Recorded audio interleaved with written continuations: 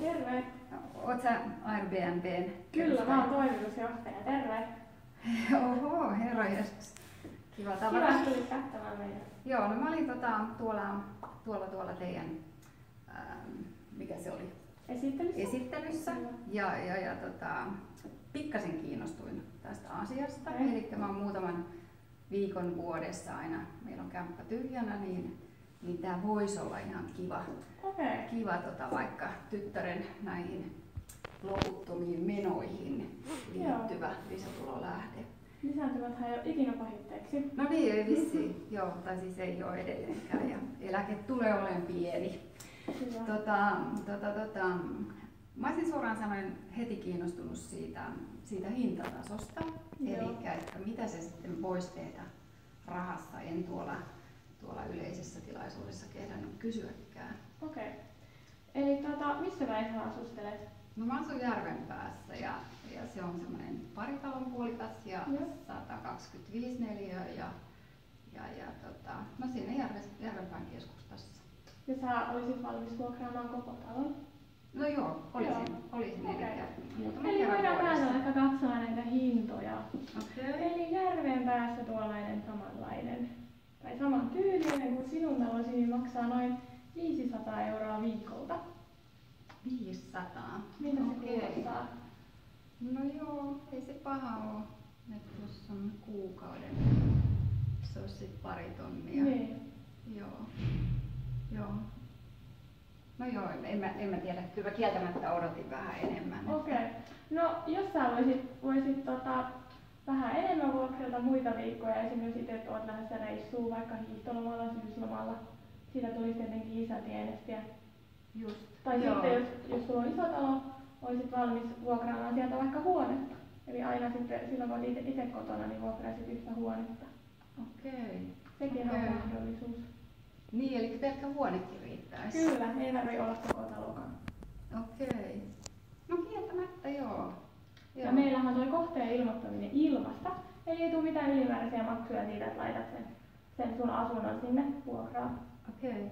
No mitäs sitten, hei, entäs jos ne särkee siellä jotain no, meillä Airbnb:llä on kaikki kohteet vakuutettu 800 000 euroa edestä. Okei. Eli se on... No sillähän saisi kyllä parikin kämppää sit tilalle, jos... Kyllä, eli se on tosi hyvä juttu, mitä ei muilla tällaisilla meidän kaltaisilla paketeilla olekaan. Eli turvallinen ja luotettava. Okei. Me ollaan. No hei, mä palaan vielä tuohon rahajuttuun. Siis jos mä nyt vaikka, nyt on jo marraskuun loppu, jos ajattelee, että koko joulukuuksi vaikka antaisi kämppänsä pois, niin onnistuuko näin lyhyellä varoitusajalla? Tietenkin onnistuu, mutta se on sitten eri asia, että löytyykö sinne koko ajalle asiakkaita.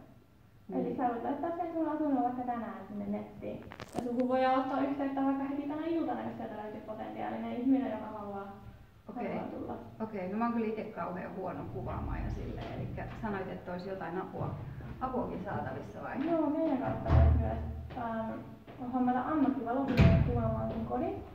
Eli tulee hienot kuvat, ainakin sen voi saada. Okei.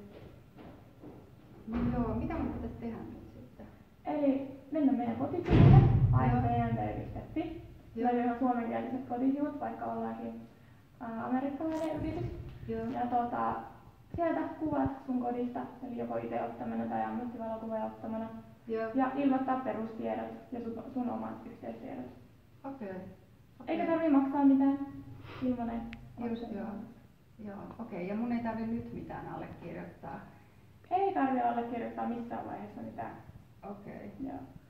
Ja sitten, jos sä saat niitä asiakkaita, niin se asiakkaiden profiilit vahvistetaan, sun oma profiili vahvistetaan Airbnb-sivujen kautta, niin voidaan tietää, että se on luotettava.